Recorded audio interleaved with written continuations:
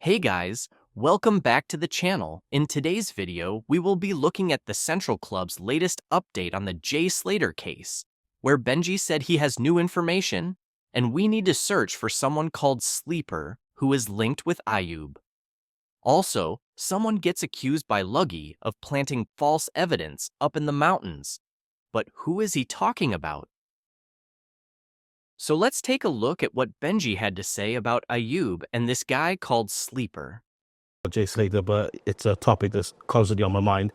I did recently get some new information, and we did speak about this. Yeah, we did, and we debated whether we should put it out there in terms of social media. Yeah. You was thinking about actually, Well, go into other people to the correct fields, let's say. so the problem is that I can't authenticate this information, and therefore I didn't want to bring it forward because I'm going to have to say a name in order for people to do their own research to find out if there's anything behind this. But a friend of mine was involved in the Tenerife underworld. I didn't know this until another friend told me about it through seeing us doing this. And he tells me that there is a reason why Ayub booked the B&B in Masca so far away from the party action.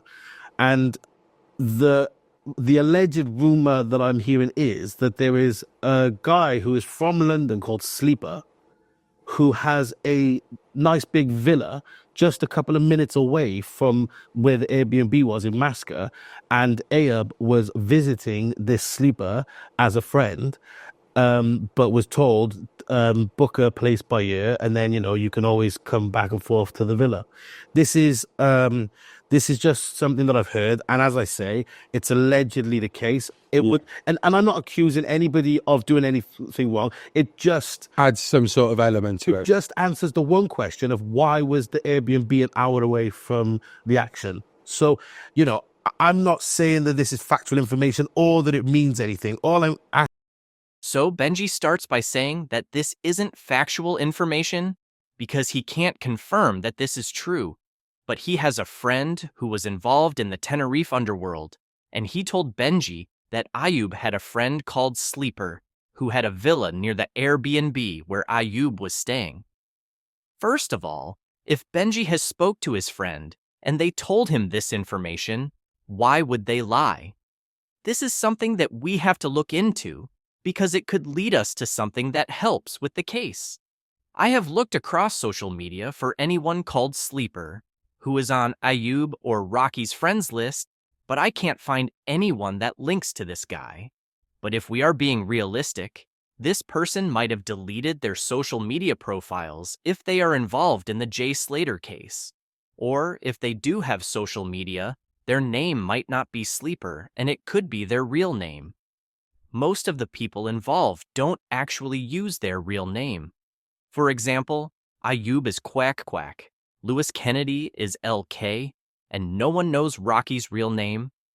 Benji says that Ayub was allegedly visiting this person while he was in Tenerife, but there are no videos of Ayub being at a villa, which you thought he would have posted, as he likes to post pictures of himself in luxury apartments. And most importantly, like Benji says, Ayub didn't mention this at all.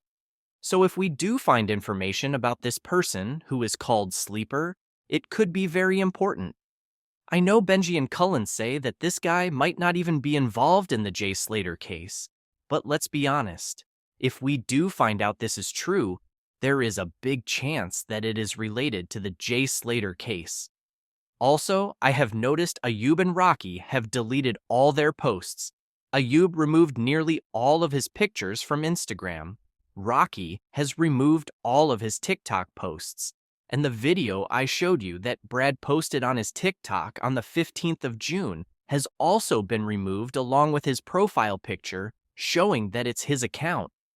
There is definitely something going on, because why did it take so long for them to delete everything?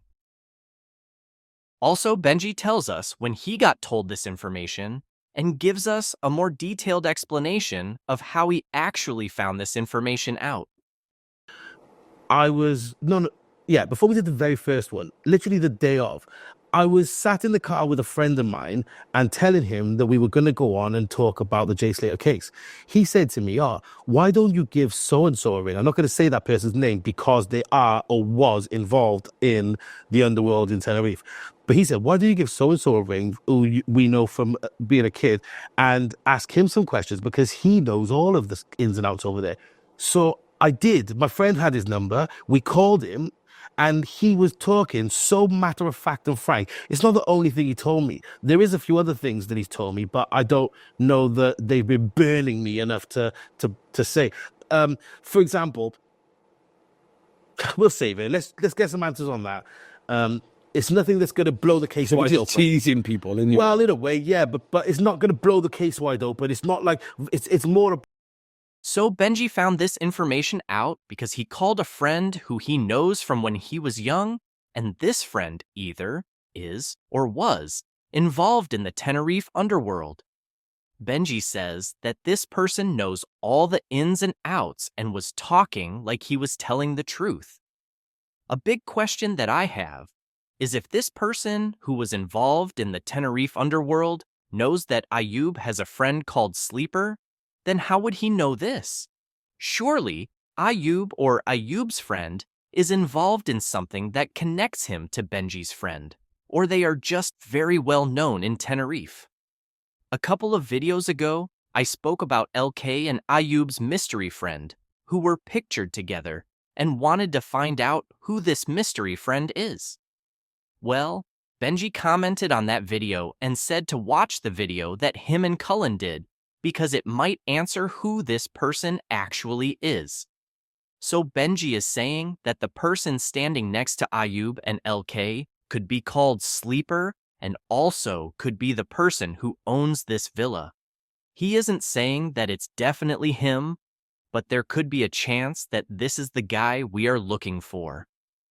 Benji did say he got told some other things by his friend, but doesn't say what they are, because it doesn't have a big effect on this case. But, Benji, if you are watching this, I think it would be a good idea if you tell everyone what you got told, even if it's not related to the case, because there could be a small chance that it could link to something. Another thing that I saw was a comment from Luggie where he talks about someone planting false evidence up in the mountains to back their narrative. This was a reply to a comment that says, "Who's the person filming Jay?" So Luggie didn't even really reply to this question and just started talking about someone planting evidence. The person who I think he's talking about is Mark Williams Thomas, because Luggie is talking about someone who is a freelancer for a news agency.